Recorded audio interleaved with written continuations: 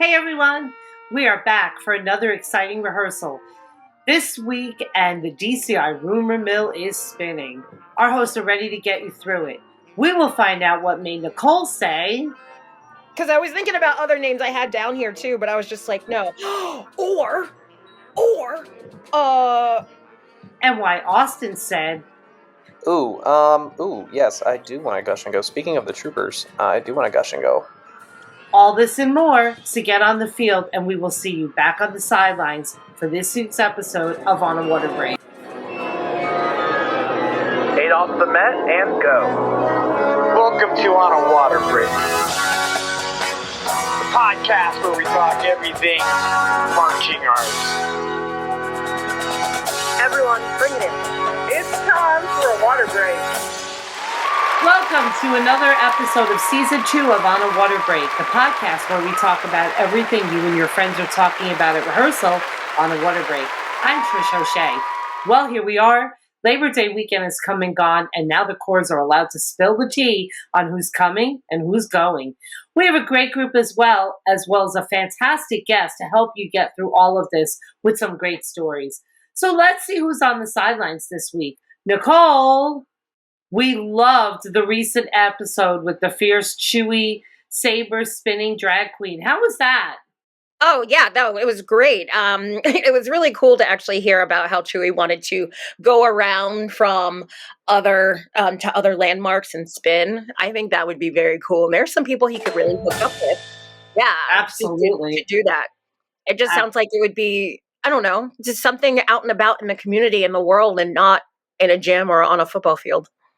Absolutely.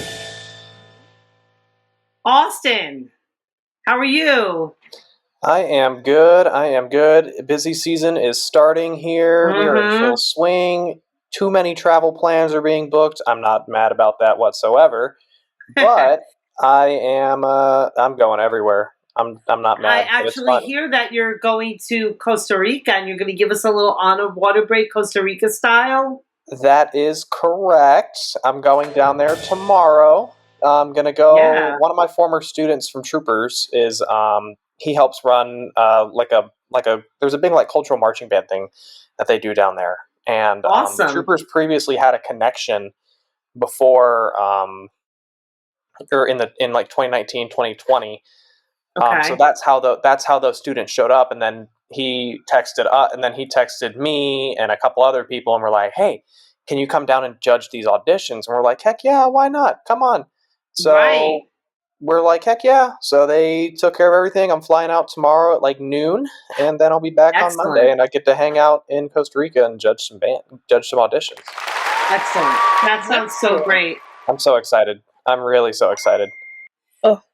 Jeremy, how are you? Hello. It's good to be back. I am doing pretty well. Good. We haven't talked to you since DCI finals. So what were your final takeaways from championships?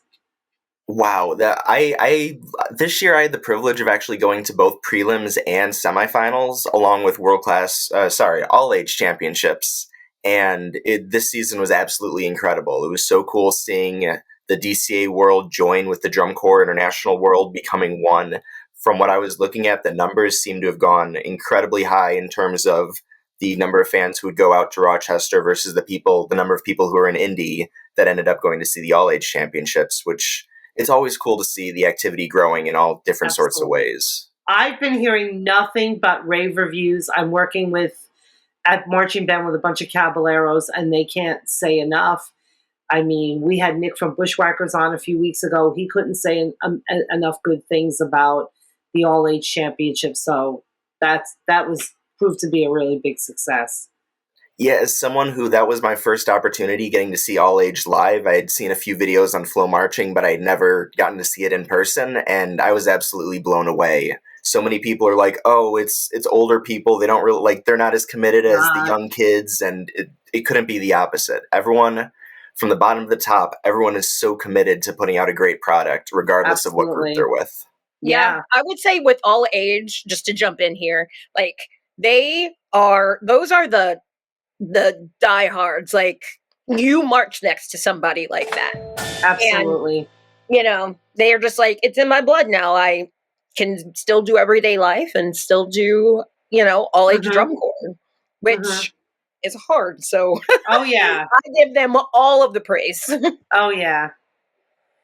And very soon, Ricardo may be taking his water break and joining us, so we'll be looking forward to that. But let's get into the news.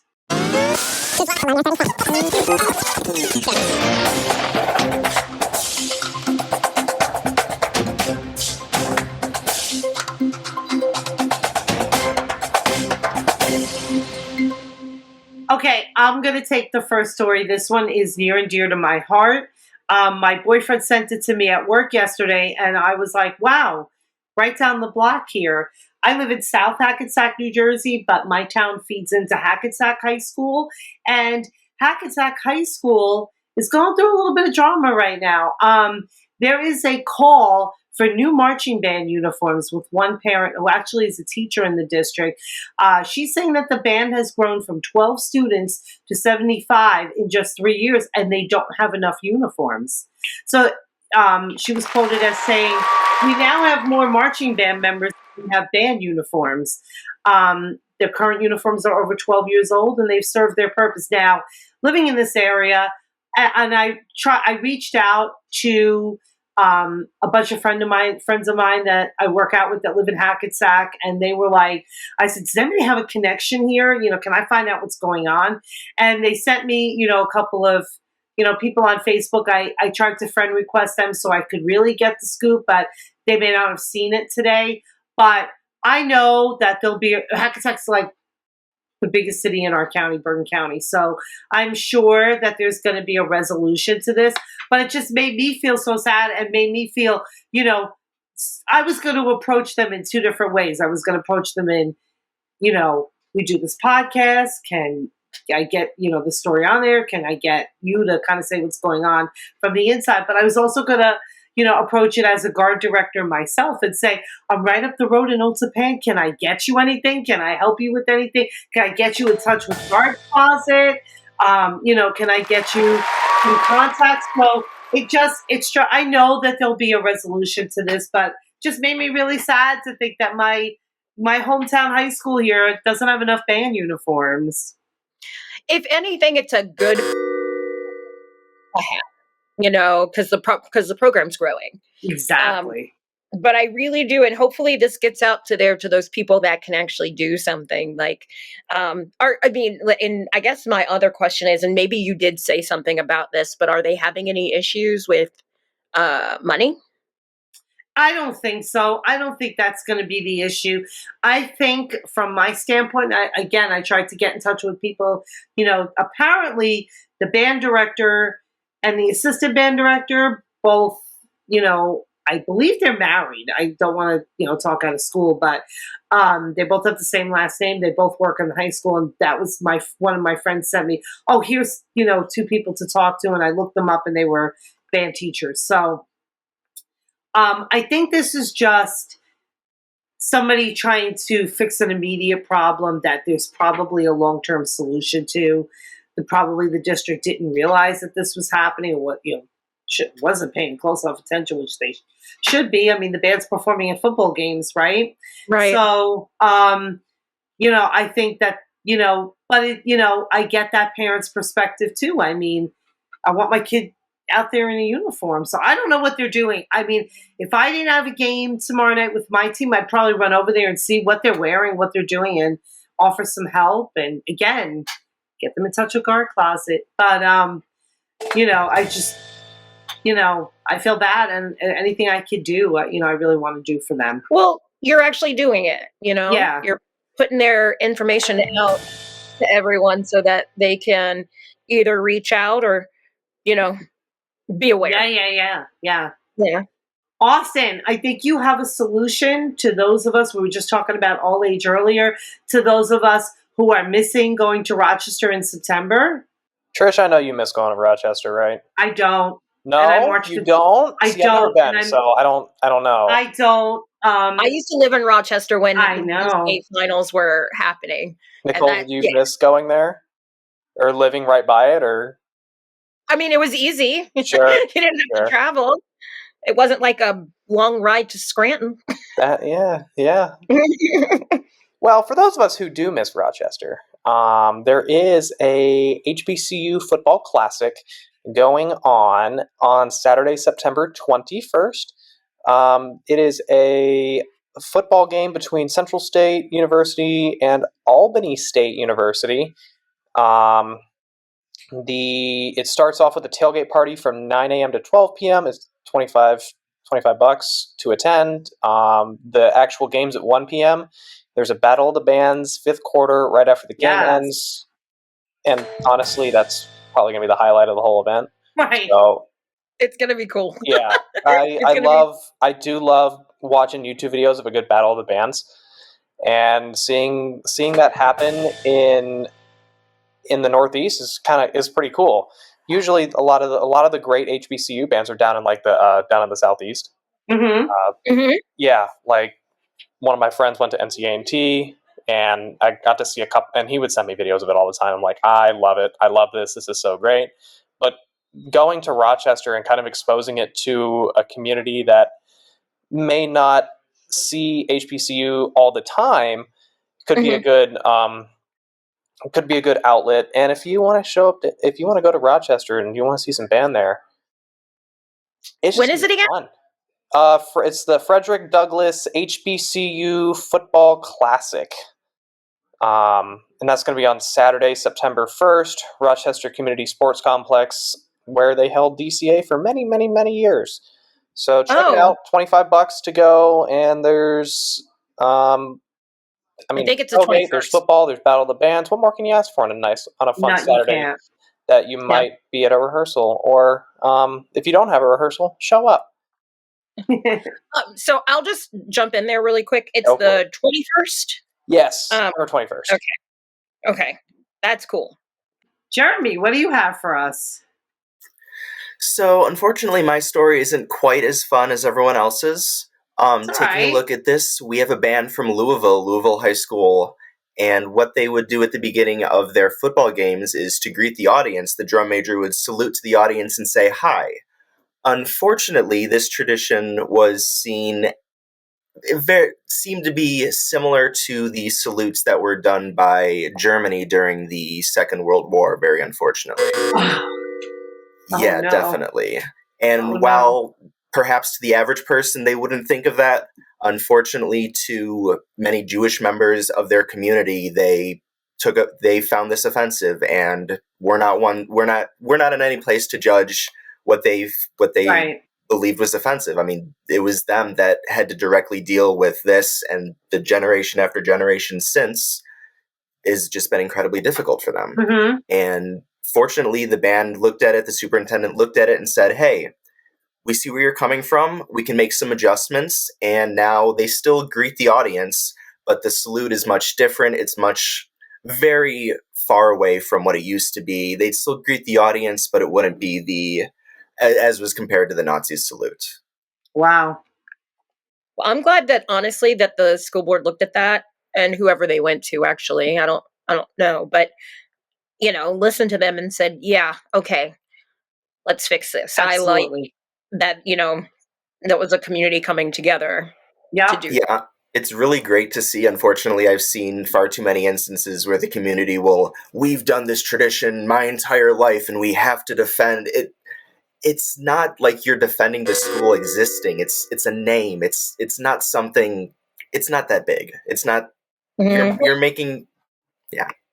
Yeah. Exactly. I mean, and by the way, when are the Kansas City Chiefs going to stop? I was just watching the beginning before we came on of the Ravens-Chiefs game, and I mean, okay, secretly, I mean, I love sports, I love football and all that, but I really just wanted to see Taylor.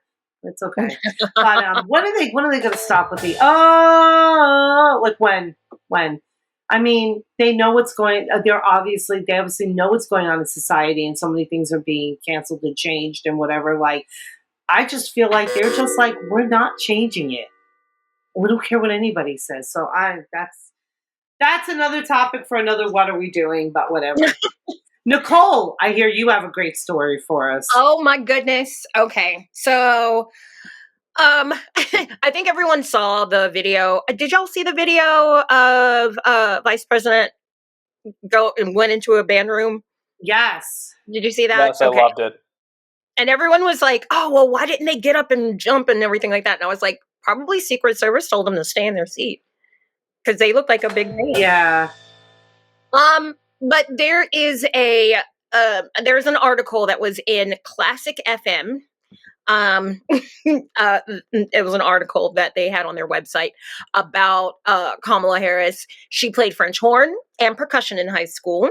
And penchant for Gershwin. What does that mean, penchant? Like she just loves Gershwin? Yeah. Okay. All right. I have a penchant for the Yankees. Okay. Got you. Well, yeah, so they had thank you. So they had videoed her, going in and seeing them and doing that, and then, talking to the kids about that. So cool. She was on this was a campaign stop, like support for campaign. And her running mate was in Minnesota. Walsh was in Minnesota. And so she went to, this is Liberty County High School in Hinesville, Georgia. And as soon as they walked in, you could see it. The kids were gasping and like cheering and stuff like that. And they were in practice. So, and on a Wednesday night. So that's, when the vice president showed up with Tim Walsh. But after hearing them play a few bars, like Harris said, I was in band when I was your age. And I'm sure that floored so many of those kids. But she said, I played French horn, and I also played xylophone and the vibraphone. And she also said that she did a little kettle drums. And I think that's when everyone started cheering even louder for her, because she used to do kettle drums. The band leader did describe Harris as a woman of many talents. Let's see, Walsh even said, your single instrument alone is an amazing thing, but as part of this band, it becomes really amazing. So what they just put together a bunch of little things that they played for them. Basically, they were at a rehearsal, so they just played everything that they were, having for rehearsal. Yeah. And, it was a pretty, I don't want to say random, because they were there specifically for something. But, I mean, as a kid, I don't know. I think I would have my phone out so that I could take a picture of the vice president. Absolutely. Absolutely. Yeah. So I think that's cool. I think I'm loving the fact that we are getting to see more everyday people going into these music spaces. Absolutely. It's very good. Yeah. There is something I do want to add, and I mean, I would hope that you all are okay with me saying this. But yesterday, speaking of Haynesville, Georgia, there was I don't even know if I should say the word, but Appalachia High School in Georgia yesterday. They had a school shooting. So I just wanted to put out there to everyone that's listening, and if there's any people from Appalachia High School, we are really, really, really thinking about you all. Absolutely. And hoping that everyone heals. I know that there were a good number of people that went to the hospital, and they're expected to make a recovery. And thank God. For those families that lost anyone, again, we are all thinking about you. 1000%. Thank you for that. Oh, you're welcome. No problem. But that was my story. Okay. Well, we have a lot more reps to do, including an interview that our own Jackie Brown recently did with our friend Bill Woody Woodward. All this and more. So we'll see you after this next rep.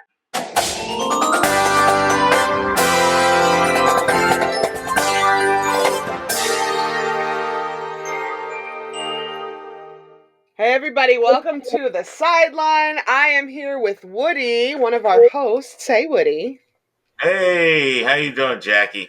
I'm doing good, and we are chatting today because you have become a mega newsmaker, the Philadelphia Inquirer, right? Right?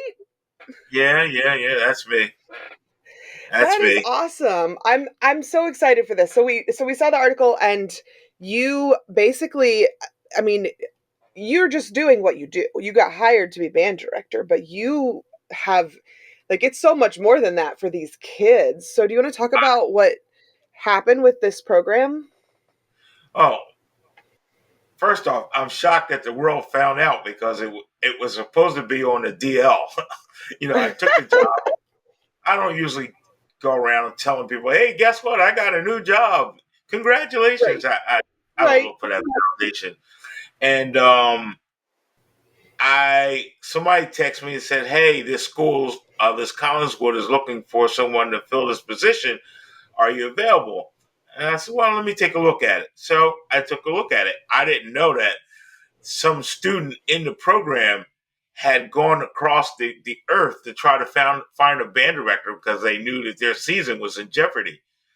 And I got there, and then all of this stuff just started to fall in place. The news articles, the people congratulating it just exploded.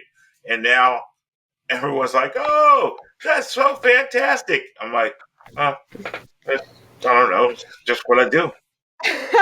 Well, honestly though, it really is meaningful for these students. Like these students have been in this program, and it's been such a good program. And I am I understanding this correctly? Their previous band director actually passed away. So it Yes, wasn't I like was. they were being abandoned or anything.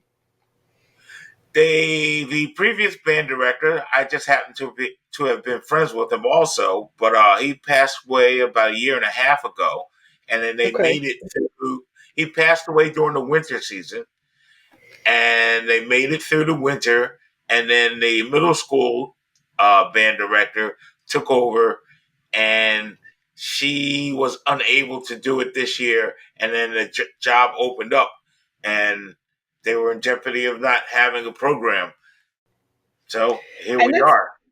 I feel like that's happening all over the country. We like even here just in my small town, we've gone through so many band directors and music Oh, teachers, and it's turnover year after year after year. And it's great that you're able to step in and take the program and lift it up like that, especially for these kids who band is their lives.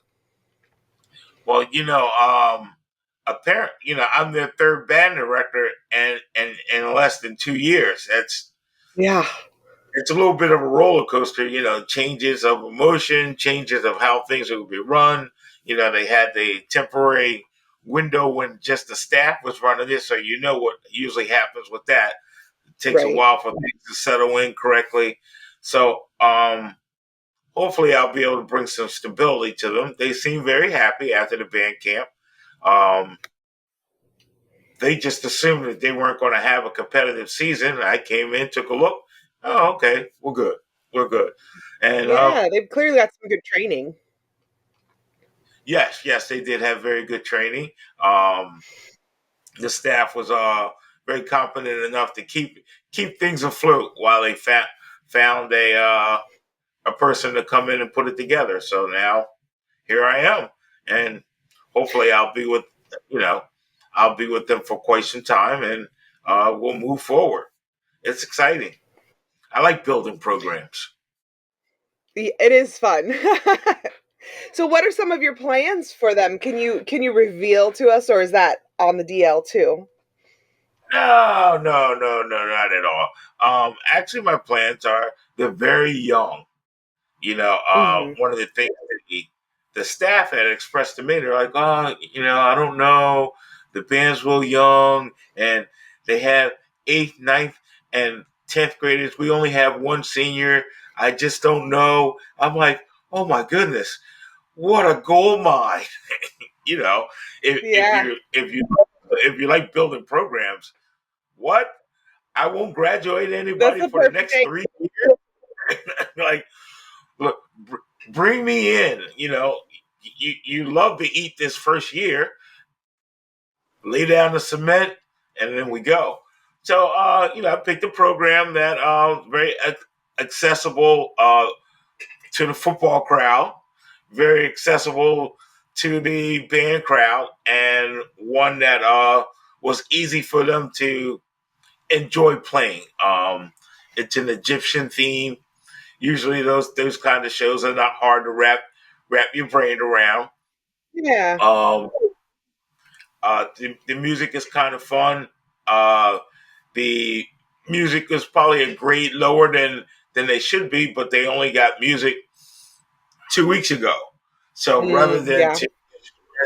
that, no drill, no nothing. So rather than to stress the program out, let's just take a step back. Like I said, they're young, building for the future. So it's very exciting. I had to say the drum corps community has reached out to help the program also. So Wow.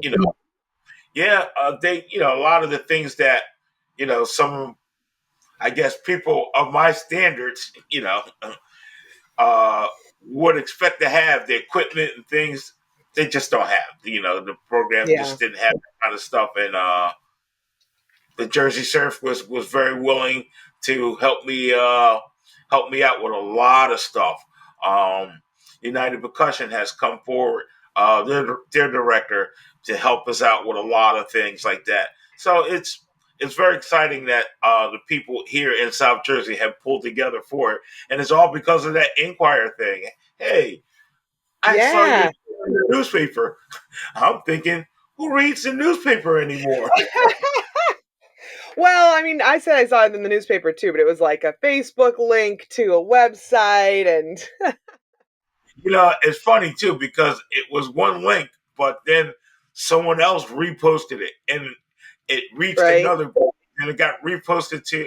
I'm a former bushwhacker. It got reposted to the bushwhacker homepage, which then boom, boom, boom, boom, boom, boom, and I'm just getting hit for like a week from everywhere. Like, oh my god, people in California now know I just got this job through the Inquirer. But I guess it's cool. That's the amazing thing about our whole community is that everybody is so willing to come together. Probably a lot of those people have been there. They've been in a program that has had to be rebuilt before. They know what it takes. And, we're just ready to be there for each other. I wouldn't have been able to start a not for profit if it wasn't for people that I had marched with and people that I knew coming in and helping, build things up. And that's what it's all about, really, is You know, helping each other out. it is all about it. It's funny you said about the community. I have a running joke. I'm always like, drum corps is like West Virginia, everybody's family. Yep. Yep, exactly. Oh, I know that's great, but you know me, I'm always great. No, but it is very appreciative to the amount of people who have reached out and wanted to offer helping hand. I had several people who even offered to write the drill for free. I got Excellent. I got a they had purchased a program that was well beyond the means of the program at that time, and so another drum corps friend gave me a brass arranger, gave me a show. Yeah, hey, Nice. I need some material. How much you going to charge me? Oh, don't worry about it. Here, take this. Like, wow. Okay, so just to have those kind of contacts was just very fantastic. Very fantastic. Well, And that's hope awesome. And we're going to have a really good eye on your program this year because we're expecting great stepping stones to get up there. Like I'm excited. I'm excited to see what you guys pull off. I try to warn my staff, you're now officially on the map. Yep. Unfortunately, but fortunately, you are officially on the map. We can't be bad. We can't be bad. It's just not allowed now. I mean, dude, if we're rough, as long as we survive, that is the most important part. But Yes. uh, The world's I watching. Yeah. yes, and I'm striving for the excellence more so than the demand, and does it look Yeah. great? Entertaining? Was it very achievable? I think that's a goal that's going to work for them. All right. Well, thank you so much, Woody, for saving this band program and for talking to us about it today. This is awesome. Like I said, we will definitely be keeping an eye on this throughout the season. And good luck to you. I really, really hope it goes well for you. I hope it goes well too, and I guess I'll see you on the next water break, huh? Yep. See you then.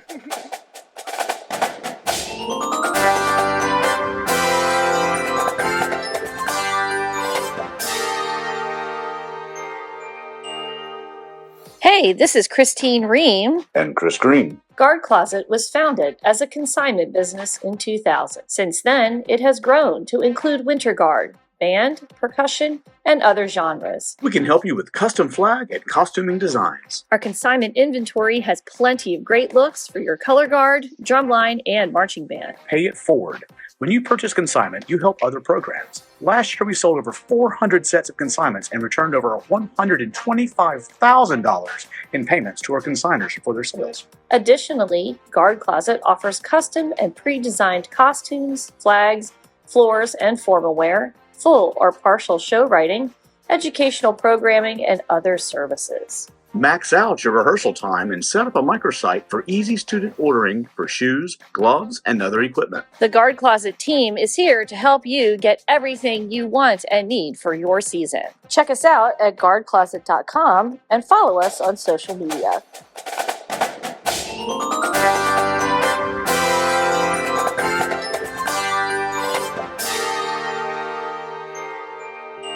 Well, friends, the DCI streets have been hot since championship weekend ended.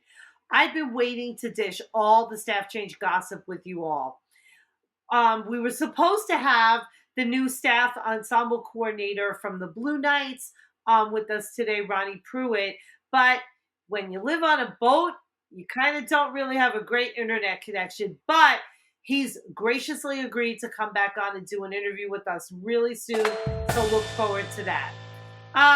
But while we're on the topic of the Blue Knights, I mean, they really have seemed to be a core that was a perennial finest, really up until, right before the pandemic. But since COVID, they've been through a lot of staff changes. It's really good to see that, Ronnie's going to kind of, we've spoken to him about, he's not really in this, for a resume build. He just wants to help out and give back. So, what do you guys think of that? What's been going on with the Blue Knights the last couple of years? I will tell you that Blue Knights for me were that cerebral drum corps, and I loved it. I loved it because it made you think. And so, yes, I love them for that reason. And the fact that their drum majors they would make up new patterns. So that, yeah, I loved it. I was like, oh, I don't know what oh my gosh, Yeah. But as far as, as far as, as far as how the drum corps is doing now and what they've been putting out now, it's great to catch up and see them. And I love the fact that a lot of people that I know are, working there too. Oh, that's good. Yeah. Well, and then Ronnie. So when I met Ronnie, I was living in Houston. So it was probably my first or second year when I lived in Texas. And there was a group of us, educators, honestly, it was color guard, percussionists, horn line members, whatever. We all went out for New Year's, did the really cool New Year's. We went out and ate dinner at a really fancy place. I had lamb. So good. Oh, well, hello, Ricardo. Hi, Ricardo. Bonjour, everyone. Ricardo be taking his water break right now. Listen, I just got off a design call, so. Oh, nice. We'll see for Drum Corps DCI 2025, y'all. All right. We'll get to that in a little bit. So right now, Ricardo, just to catch you up to speed, Ronnie Pruitt popped on, but we couldn't really get it to work out so well because Ronnie lives on a boat. That's cool. Yeah, right? So, it didn't work out for tonight, but he's going to come back soon and do a one-on-one with us. So we're kind of dishing a little bit about the Blue Knights and the staff changes they've been through the last couple of years. And Nicole's been giving us some really good insight on, the direction, that they've been on and, where they're going to go. So if you have anything you want to jump in with, go right ahead. Cool. Yeah. So let's see.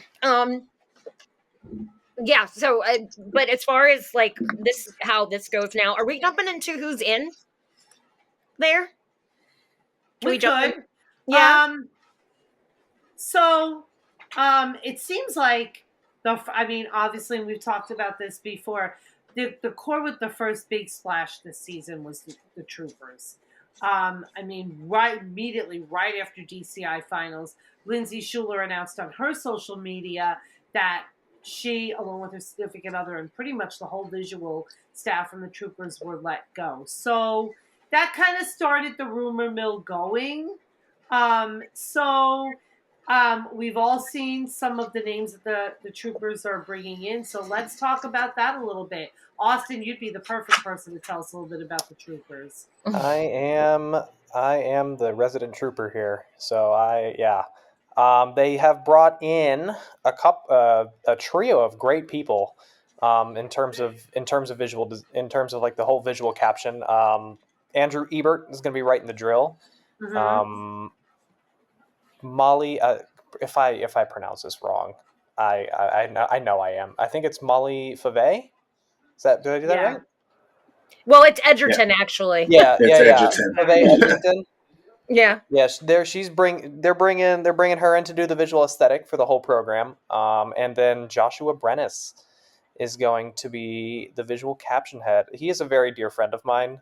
We have competed against each other in WGI wins for for half a decade now, and he is the designer and visual caption head for Strike Winds out of South Florida, and was most recently the visual caption head at the Cadets from 2020 until they had their unfortunate demise. But he's a great dude. I really trust what he's going to do with the program there. I'm kind of having a big worlds collide moment. I'm loving it. But I think that visual program is going to be in good hands.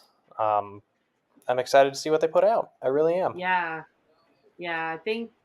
They seem to be, very. Okay, we're not. Okay, we took it this far. Now, how can we take it a little further? And we're taking it this far. How can we take it a little bit further? So you're right. I'm, pretty excited. I know Tim Snyder very well. He was my very first brass caption head in 2016. And that man, he does not settle for anything less than great. That's just how he is. That's his mindset. That's how he goes. That's how he does things. And that's pretty much all I have to say. I have a lot of opinions. I'm going to reserve them because, but yeah. Well, I just wanted to talk about an outsider's perspective looking into Troopers because you've been there, so you know what the culture is, what the legacy entails, and things like that. Sure. Just looking at the last 3 years, even, let's do that. Looking at the last 3 years, with all these people that are coming in, I think it's great what they bring with them because you can just tell. Like for Molly, it's those little details that if they weren't there, it would look wrong and you wouldn't know why. Right. But because they're there, you know what I mean? Like it's full. It's what I like to call like part of the meat and potatoes. You've got the drill, you've got the choreography, you've got the music. Oh, well, let's take a little bit more time and I don't know, match everything. Make sure that it's coordinated together. And she's that super detail-oriented gal. If you look at any Tarpon Spring show in the past, say in about the same amount of time, if not a little bit sooner, and Paramount and Crown and all, If you look in Crossman before, if you look at all those shows, all of the T's are crossed and the I's are dotted. Absolutely. And yeah, I mean, it's just good stuff, and that's what her specialty is. Mhm. Molly's been my girl for a while, and I kind of get to hang out with her every now and then here in Florida, and just picking her mind about stuff, like the way she does think about that detail. Like, a lot of people don't know that, like, most of the costumes that she does, they're like individually sketched for each member. Especially if you look back at Paramount, the Drawn Together show, each one of those costumes was particularly sketched for the members, and all of the flags were sketched with the members' faces and stuff. It's just that eye for detail that she has that ties everything together that, like, really sets shows apart. Yeah. I think that this new, and this is the last thing I'll say about this, but I think this new group of people that have come into the Troopers, like, they do have, within the last 3 to 4 years, all of them have, a finalist under their belt as far as them, what they're coming in to do. So they have that passion, that drive, that no one else has that. But I mean, it's a good idea to look at how all these people fit together, and I think they did it. Now, do we think this pulls her away from Crown? No. No. She has It pulls multiple- Andy away. Right. It pulls Andrew Ebert away from Crown because he was the production specialist, from what I understand. But Molly does a lot of the social media. She's the social media coordinator over there. Right. So Molly can do a lot of back end, a lot of, like, well, I guess front end. If you kind of look at it from a design standpoint, she's going to do a lot of the front end stuff for the Troopers, but can still run the media for Crown over the summers and everything. And Molly's always working. That's the thing about her. She's one of those people that, like, never really, her brain never stops. So she's always, like, working on a sketch for this, or working on a flag for this person, or creating a new social media idea or blitz. Like, she's just always going. So I think this is, like, another outlet for her. If that's an easy thing to say for us people that, like, do this whole thing where, we kind of push ourselves to the bone. But she's one of those people that's just designed, like, her mind is constantly elevated and working on that, like, that surreal plane that the rest of us thrive to get to. Yeah, that's awesome. So, in addition to that, there have also been some big names that I've heard being thrown around. I did hear Michael Townsend's name being thrown around, but then that went by the wayside this afternoon when Boston Crusaders announced that their entire staff is returned. So that's a really cool thing. But one thing that I heard, that there are a lot of people clamoring for the drill magic of Jeff Sacktick. Now, we haven't heard he's, going and accepting it, but I've heard there's a lot of interest. So I wanted to ask you guys, if you had to pick a new home for Jeff Sacktick, and again, we're not saying he's definitely leaving anywhere, but if you had to pick a new home for Jeff Sacktick, like, where would you really love to see his drill designs appear?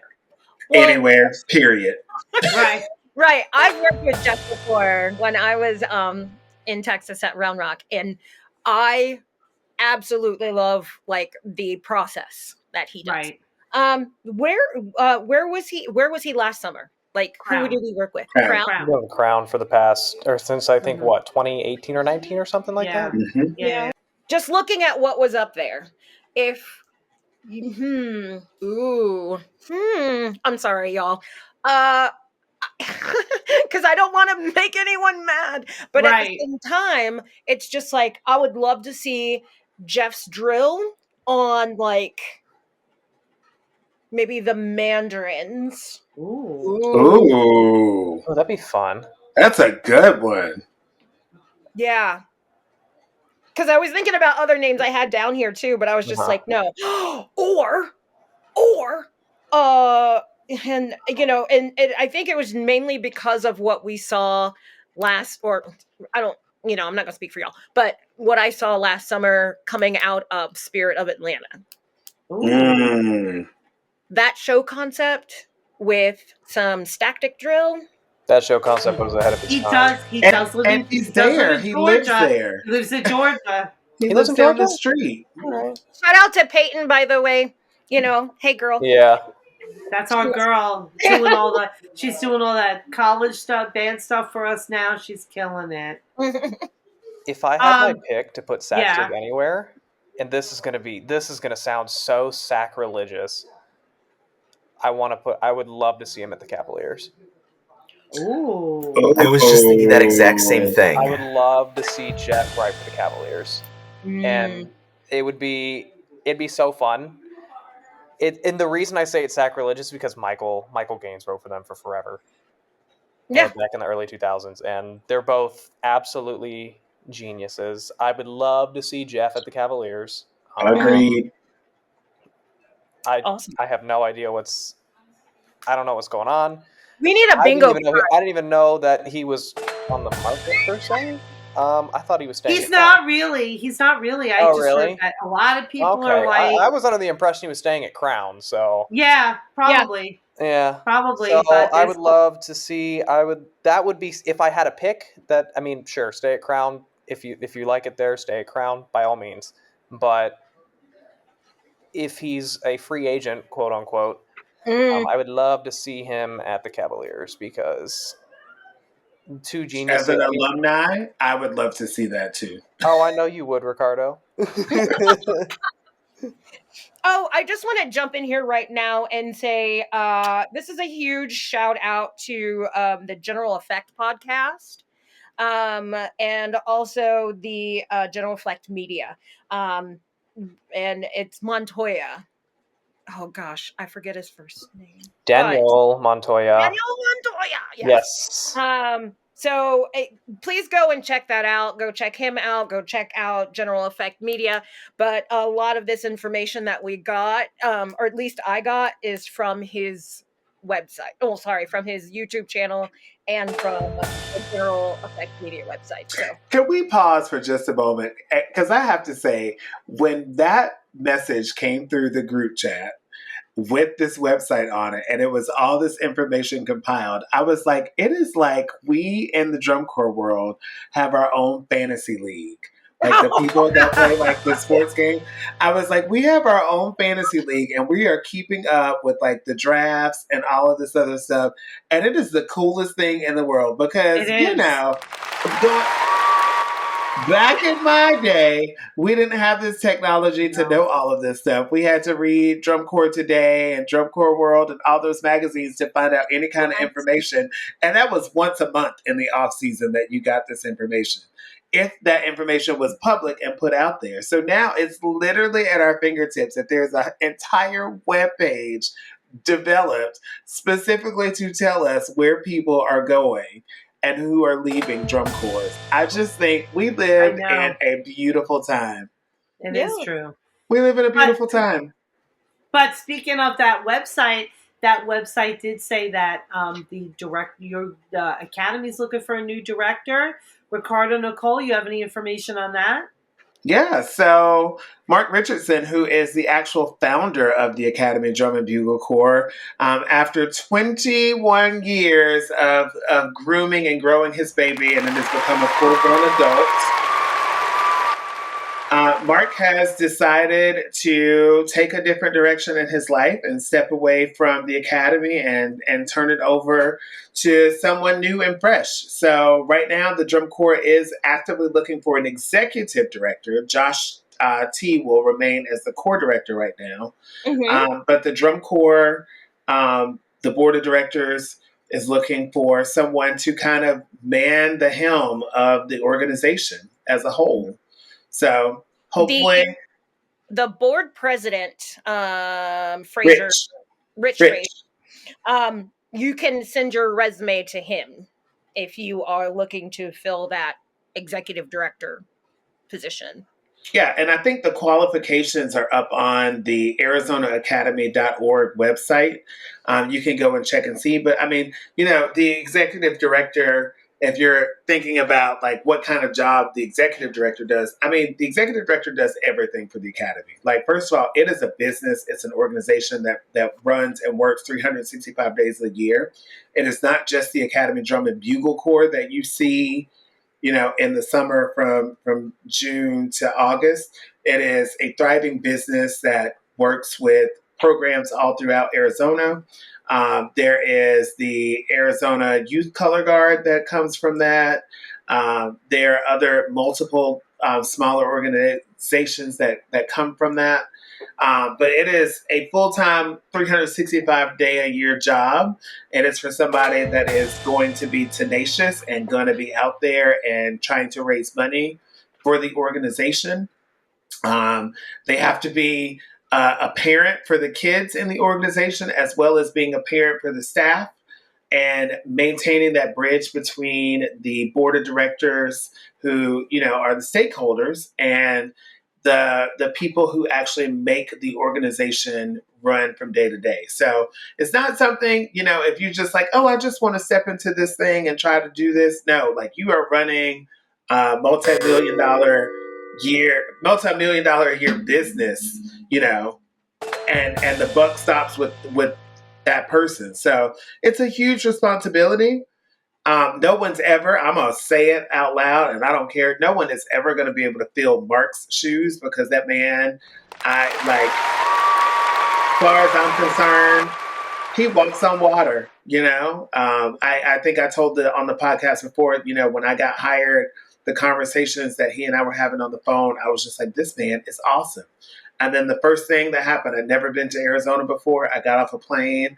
He rolled up in his car to pick me up. He got out of the car, gave me a hug first, and loaded my bags into the car. And I was like, this is my home. And this is my new father. So it's going to be hard to replace him. But, if you feel like this is something that you can do, by all means, go to ArizonaAcademy.org. Look at some of the qualifications and put in an application, child. You never know, honey. We might be working together next summer. All right. Yeah, there are very few people who can do that job, and I am not one of them. That is, it takes... That is not my ministry. No, it is not. Shout out to every single executive director and core director out there, because holy crap, that is 9 jobs inside of one every 2 hours. Yes. Of every day. And the next hour it changes to 15 different jobs. Uh-huh. And I have so much respect for the people who can do that, because they gotta be people managers, they gotta be money managers, they gotta do all this stuff. They're nonprofit. They manage a massive, like you said, Ricardo, multi-million-dollar nonprofit organization. Yeah. So shout out to every single one of them. So I don't. I hate it. I would hate it if we already talked about this, but if not, yay. But the Mandarins, they've had some. It's the Box 6 crew that have come in, and basically the only information I really do have on them is as far as they're changing or adding anyone to their staff. It's the percussion. So John Mapes is going to be the new battery arranger. Ian Grom is going to be the music coordinator and arranger. That's 2 arrangers for percussion already. Okay, wow. If you're keeping count. Connor Usada, he is the percussion caption head. And then we have Trent Gronwald, who's going to be the front ensemble arranger. They have 3 arrangers for their percussion. So yeah, it's going to look different. It's going to look good. Yeah. And it's going to sound different. But that was one big one too, because I knew the people in there before. And when I take a little bit of a look as well, like I know that with Blue Knights, a couple of people have kind of flip-flop too, as far as percussion goes. And I know I'm not the percussion person, but I see these people all the time, so I know who they are. Taha Ahmed, he is now the perk caption supervisor. Love me some Taha. Love Taha, man. Yes, he's a genius. And then, do y'all know Andre Edwards? If you don't, you need to. He is now, I want to say, the battery coordinator for Blue Knights. So it's not that people are new, it's just that people's roles are shifting. Okay. And I think that's actually happening in a lot of different Yeah. Our very own Steven is doing a big bass drum episode next week, so I'm sure he's going to get a lot of that juicy gossip happening. So we'll wait and find out what's going on with that. But right now we all have to set up for a run through. So we'll be back in a minute with our What Are We Doing and Gush and Goes.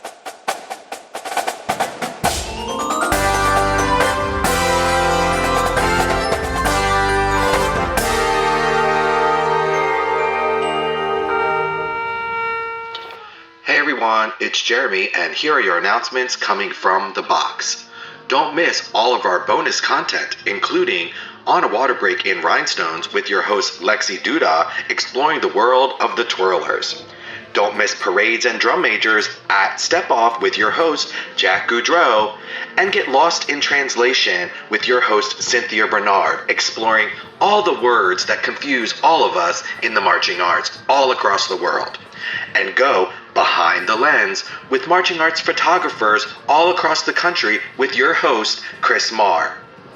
Plenty more bonus content from On a Water Break, so listen anywhere you get your podcasts. If you want to be on a Water Break as a guest, or you know somebody that would make a great guest for On a Water Break, email us at onawaterbreakpodcast@gmail.com or find us on social media. Okay, field staff, take it away. Let's reset.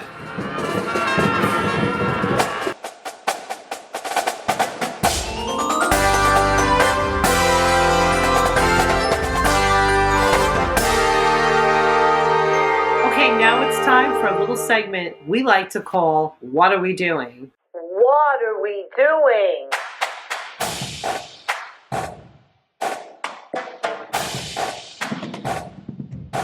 What are we doing?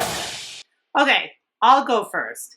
So, what are we doing, Old Navy?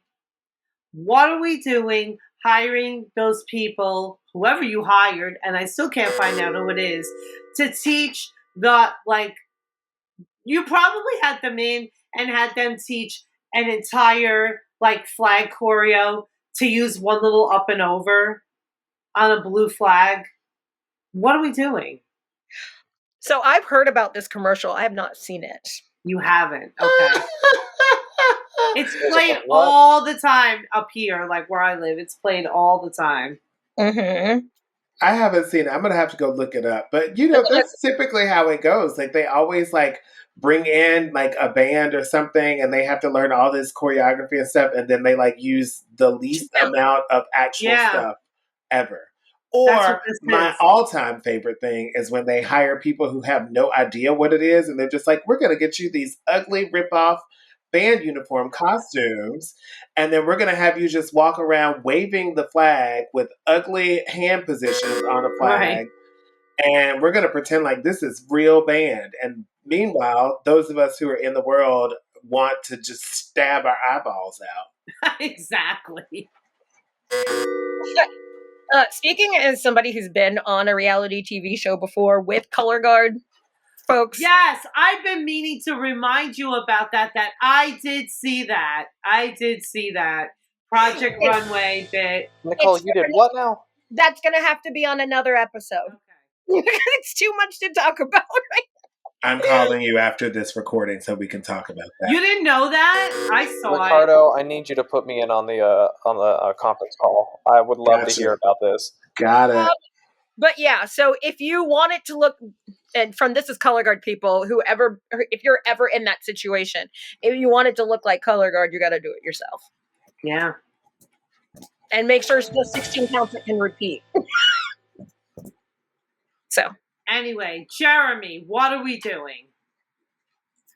So I know it's kind of an interesting topic in the community, the whole copyright thing, of course, the writers and the arrangers, they're wanting to protect their copyright. On the flip side, how are new people going to see the activity from, say, think about when you were younger, when you saw these clips on whether it was PBS or Instagram or whatever, these clips of these groups, and it's holy cow, they're so cool. I want to do that.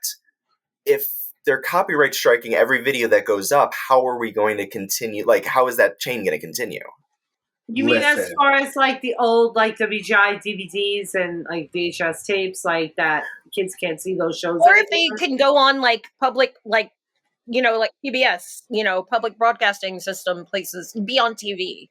Like local. Yeah, I mean, some of the stuff's still around, but there's so much stuff that, like, older videos that just, whether it was, oh, we're selling it in these DVDs and then we're never making another copy again, so many of these older physical copies never made their way to the internet for other people to see. And at this point, it's becoming a lost media, which is just so unfortunate.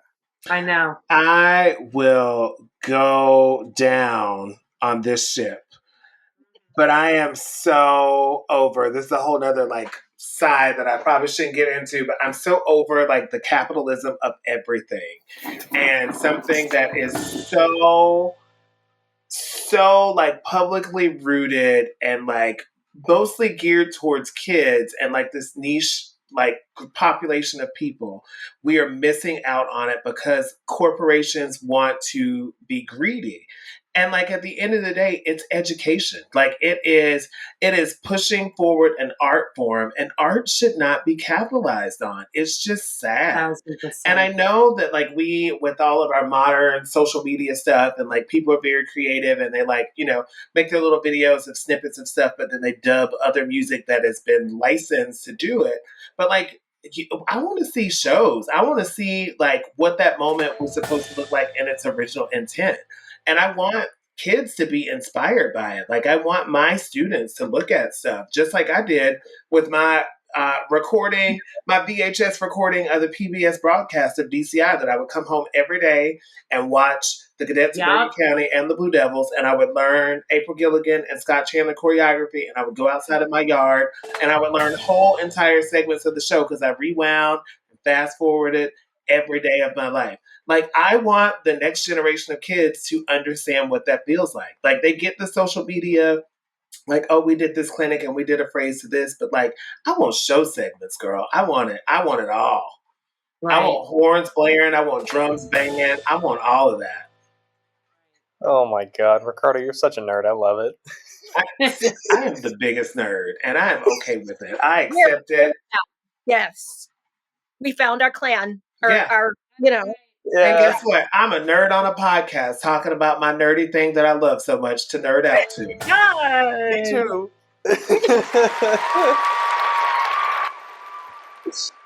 So, Austin, what are we doing? Oh God, this is gonna get me in trouble. I already know it. So what are we doing? Firing staffs after 1 year at a drum corps? Preach. So let me explain this before I get blown up on social media. I know I'm gonna get a text message or two about this. I know it, but the Blue Coats have it figured out. They've had that same staff for 10 years. Mm-hmm. And they're They successful. also have a huge staff. Like Yes. staff. And the Blue Devils have had the same staff for how many years now? 40. Exactly. Rule number 10. You got to let it cook. Let it cook. Exactly. Okay. Outside of the whole staffs doing or acting out and doing something not correct, such as behaving poorly. Sure, that's a completely valid reason. But for not getting the results that you want in the first year of insert staff here, that is not in my opinion, that is not a reason to fire somebody. Nope. Give them a chance. It takes time to build a culture. It takes time to do things and build a foundation to make things happen in order to have your group become more competitively successful. Yeah. I will play devil's advocate with you for a second. I knew you would. Okay. Because where I agree with you, there are going to be other people who are in those positions to hire and fire. Sure. That are going to say, well, maybe, you know what I mean? They'll have a laundry list of things, And that's kind of where it covers down to the whole acting inappropriately in a certain way, like whether it be from staff to student, or staff to other staff member, or staff to up top. That's kind of where I cover that, and I completely understand. But I think what is, and the other thing that's happening too is like, you can wait to see those results, because when I hear about something like that, I mean, it's not a caption head position that happens too. At least I haven't heard of it. Or a design, or you know what I mean, a designer maybe. I haven't heard of that either. But like where you have, a lot of like marching techs or horn techs or color guard techs and things like that, and if you have this one person who, you know what I mean, has a laundry list of things, and mind you, is coming in kind of green, but also doesn't know, like, they're teaching, but they don't know if they're being taught to, or either they're not on that bandwagon of, hey, I can learn a lot of stuff while I'm here. You know what I'm saying? Right. Yeah, I know what you're saying. And my statement kind of applies to the whole caption head, like the whole staff thing. It doesn't necessarily apply to individual tech staff. Okay. It applies to like, insert drum corps here has fired their entire insert entire staff because the caption head got fired because the caption head wasn't getting the result that drum corps necessarily wanted. You know what I mean? Yeah. Because there are countless individual tech staff who bounce around from drum corps to drum corps, and they don't necessarily stay with one family of staff per se. And it happens. I'm kind of one of those people. Like, I've been at a couple different drum corps, and I haven't necessarily had like a quote home staff where I've been with the same caption head for years and years and years. You know what I mean? Yeah. But yeah, I mean, I've had times where I just didn't gel with the caption head, and I was like, this isn't really working for me. This isn't working for you. I'll teach what you want me to teach, but I don't necessarily agree with it, but I'm going to remove myself from the situation. You know what I mean? Mm-hmm. Yeah. Then I agree with you. Yeah. I agree with you. It applies to the full staff thing. Mm-hmm. Right. Where it's like, okay, like I'm going to use an example here. This is a bad example because this staff was here for a while. Like when the troopers fired their visual staff, it was kind of a shock to everyone. We were like, wait, why? Everyone was like, wait, why? But had that staff been only there for 1 year, it would have been like, wait, they just had a lot more success. Why did they get there? There's something there. There's something else there. Obviously, we don't know what happens behind closed doors. No one really knows unless you're actually there. But from an outsider's perspective, when I see somebody who's building that foundation and then they're like, see ya. Yeah. That's when I'm like, what are we doing? You know? Mm-hmm. Mm-hmm. Mm-hmm. So that's my hot take that I'm going to get I know I'm going to get in trouble from that. I already know It's all good. It's all I'm good. get in trouble. It's okay. We love an opinion. scandal. It is an opinion. But I am notoriously good at getting in trouble for my opinions. It's all good. Ricardo knows that. We should that woman from Housewives. It's my opinion. No, literally. No, but actually. Is it my turn? It could be. I was going to go to Ricardo, but if you're ready, girl, let's hear it. What are we doing? Actually, no, skip me. I'll be last. It's fine. Okay. All right. Ricardo, what are we doing? Child, what are we doing about this damn heat, this humidity, and this rain? Turn the sun down. I cannot. It doesn't even matter at sundown. We have for the last 3 weeks, there have been just monsoons. So much so that yesterday, my entire street was flooding. If you are friends with me on the Book of Faces, my neighbor posted a video because I was standing in my front yard, which was under a foot of water. And I live at the highest point in the county. Can we put the Okay. video?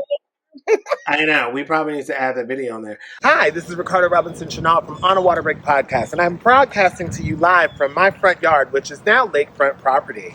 If you notice, we've been under several inches of water, and the water has receded, but we did have some neighbors who tried to drive through the water, and unfortunately, their car did not make it. Bless their hearts. Well, come back for more live updates later on. Back to you guys. Let's reset. I mean, it is just every day. There's lightning, there is a monsoon, and if that's not happening, it is like 5,000 degrees. I know I live in Florida. I get it. I know it's supposed to be hot here, but in the name of Jesus, I want to walk outside and not feel like I am walking through a pot of soup every day. Today was the first time that our marching band got outside and like was able to do a full block outside and rehearse stuff. And even though we were outside, it was 91,000 damn degrees. I'm not a toucan. I was not made for this heat. I know. And I schlepped around in the desert all summer teaching drum corps, and that was nothing. 110 with no humidity, I can do all day long. 85 and 9,000% humidity like it is in Florida right now, I am ready to punch a baby. I cannot. I'm gonna play devil's advocate here. I will fight you. I will fight you as devil's advocate right now. Overall, in my opinion, based on what I've had in Orlando, not in St. Pete, where you live, I feel like this summer has been more mild than the past two. Okay, overall. so last summer, y'all got all the rain, and it didn't rain here at all, and we were in a drought. This summer, we literally need a damn ark. I am collecting wood to build an ark so that I can get to and from rehearsal and my house every day because it has rained. Ricardo needs a kayak GoFundMe. Please do. I do. I need a kayak. I do. I'm over it. The Shear Spinner Show presenting I Need a Kayak. Oh my God. All right, Nicole, are you ready? You know what? I'm gonna do something. So what are we doing? Actually, we'll go on what I'm doing right now too. But what are we doing not making sure that we have enough? I mean, and this happened last year, but hopefully it won't happen this year. But making sure we have enough judges at all of our shows. Oh. Yeah. Oh, that's a good one. It is. It doesn't put more stress on the other judges. But I'll tell you that when that happens, though, sometimes they can't. There's not a replacement that can just be there, in a second. On the number side of things, logistically, somebody would have to either go with, you know what I mean? They would go without that caption score, or they double it from something else. And I mean, in some cases, yay, maybe, but I think there's more cases of no. I don't want, you know what I mean? I don't want to double that. Right. So, making sure people are there, and giving them the best information that they can get, just so they can make their programs better. How common has that been? I haven't been in that side of like it's not a very common thing. I feel like it was a lot more common this year than it has been almost ever. Probably during marching band season, maybe. Okay. Not a lot, but some. And as this gets more people are wanting to do it, you're just gonna get you're gonna get all kinds, So that happens. It does. But you know what else happens? Our gush and goes. So let's go off to our gush and goes for the week. Great job, everyone. Set your equipment down. Gush and go. Okay, I'll gush first. We talked earlier about the Blue Coats and their phenomenal staff. And I have recently just hired a Blue Coat staff member to do my choreography at Northern Valley Old Tapan. She's a former guest. She's a former guest on a Water Break. She was on our Mother's Day episode, Jackie Yerkin, also a former student of mine. I taught her in high school at Northern Highlands. So it's all coming full circle. I reached out to her in the summer when I realized I was losing my movement person who was a former student. And I said to her, I would love it if you could do it, but I get it. You're super busy with Fusion and everything else. Do you have a Fusion member that might be interested in helping me out? And she said, I'll do it. So it's been a really great experience. The kids love her. She comes in with all that Fusion gear on and they're like bowing down. So it's really been great. It's really been, a welcome surprise. So welcome, Jackie Yerkin. Jeremy, what do you want to gush and go about? So I know it's just after Labor Day. It's the 5th of September, but audition season for next summer for 2025 is already underway. I mean, we've seen most of the world-class corps announcing either an interest form or like their actual registration for their camps. And we're even seeing a whole bunch of all-age corps starting to announce they call it open house, but it's the same as a audition clinic, really. But we're seeing, Atlanta CV, Reading Buccaneers, and Bushwhackers. They're all ready to go with their open house coming up in just a couple of months. Yeah, it's wild. It feels like 2024 just ended not too long ago, and it's already time to jump into. I mean, Troopers kind of really jumped the gun announcing their show just after championships, but we usually have a little bit of downtime before the next drum corps season. Yeah. It's funny. It's just like, oh, I remember because I was just there. Oh, but let's plan for 2025. I know. Troopers did not announce, however, maybe they're leaving us hanging on this one, whether or not the Sun Prop will make another appearance this year. It better. I mean, it's now a member. It's called the Final Sunset, so it better be. However, they did say that they did say something about #OriginalBlue. So here, look at that. We'll wait and see what happens. Austin, I wonder if that's a uniform reference. That'd be really cool to see them back in their traditional blue. That would be cool. It's a uniform reference for sure. Yeah, definitely. That's the anomaly now. Wearing an actual traditional. Yeah, right. Absolutely. Austin, what do you want to gush and go about? Yes, I do want to gush and go. Speaking of the Troopers, I do want to gush and go. This announcement isn't out yet, but I'm going to announce it on here. I am now the program coordinator of the Troopers Legacy Corps. Yes!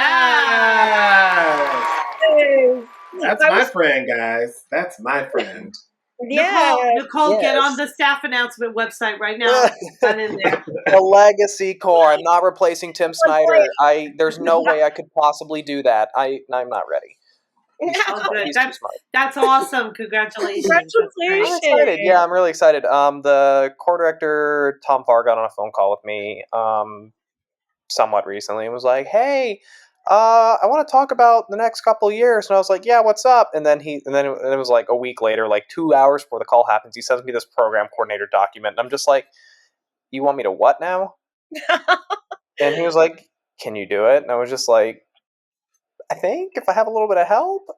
And so I've talked with a couple of the other caption head staff, and I'm just like, with the other, like the brass and percussion people. And I was like, and I got a new percussion staff hired in there, and they're going to be great people. And I'm really looking forward to putting something together. So my entire goal with this whole thing is to keep it super, super fresh, but also pay homage to the Troopers history, because that's like that's the whole point of the Troopers Corps. You know what I mean? Are you guys getting a sun prop too? No, we're not that rich. We're balling on a budget here. Trish, we're balling on a budget. Like we are, however, going to show up to Soundsport. Yes. Next year. We are going to be in the all-age division of Soundsport in Indianapolis. Oh, I love it. Yes. So we're going to have some fun with that. I'm looking forward to it. And there's some other plans that are down the pipeline that we're going to try to do, and it'll be super fun. Love it. Yeah, congrats. I'm looking forward to this new adventure. Yeah, and it'll be a great time, and I get to work with the home team still. So I'm excited about it. Excellent. Ricardo. Oh my goodness. I have 2 gush and goes. My first gush and go, I'm just going to say the Lord is in a blessing business, and I can't go into detail about it right now. So, listeners, you're just going to have to tune in to the next time I'm hosting one of these. Maybe I will share it with you then. But my real gush and go, since I just teased you with that, I just literally halfway through the recording of this podcast, I got off the first design call for the Academy for 2025. And I am just so excited about the direction that we're going to take the core in next summer, and you know, just getting those talks going. You know, last year I didn't get the job until like October-ish. So starting off the 1st of September, and we're already planning our little retreat away to start, you know, kind of programming stuff. I'm very excited about it. So I was hoping you were going to tell us about your musical reveal.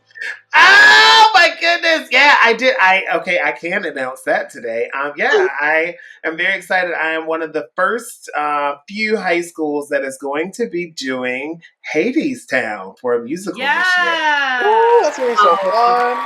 Man. Yeah. I actually took my kids to see the touring cast of it last year. I was blessed with one of the local theaters here, like the local Broadway touring theater house. The education director called me and was like, "Hey, I have tickets. Can you bring your kids to see the show?" And I was like, "Yeah." And I took a bunch of my kids to see the show. And then the other half of the kids went to see it when they were on a choir trip to New York.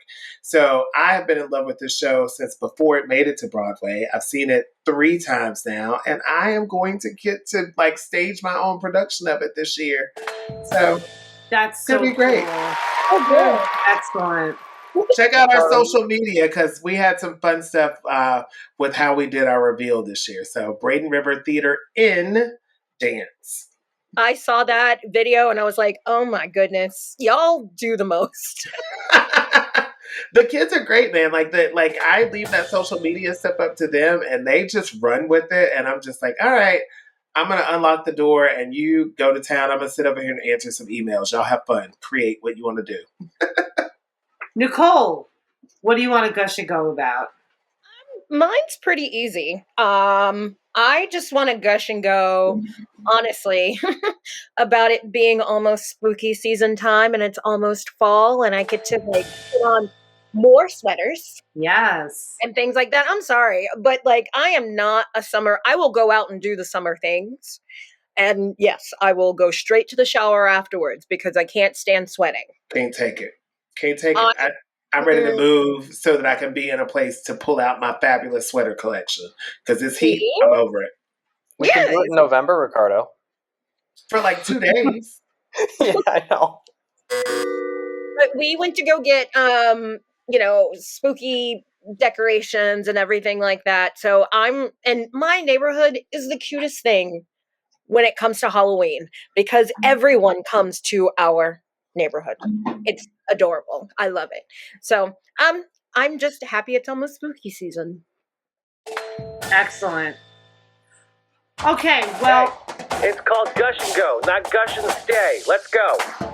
I do say that actually every time we have a Gush and Go at marching band. I do say it's Gush and Go, not Gush and Stay. So gotta promote the pod. Got to promote the pod wherever you can. Okay, so all the tea is officially spilled, and we'd like to thank our host, Nicole, Jeremy, Austin, Ricardo, and our guest, Ronnie, for at least trying to come on, but we'll touch base with him really soon.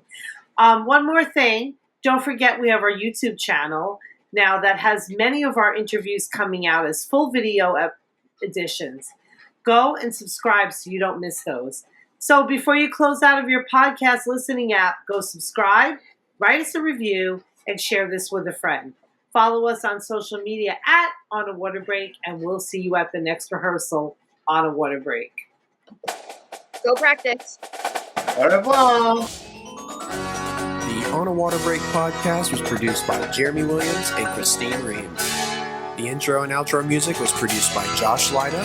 To learn more, visit lydamusic.com. And until next time, thanks for tuning in.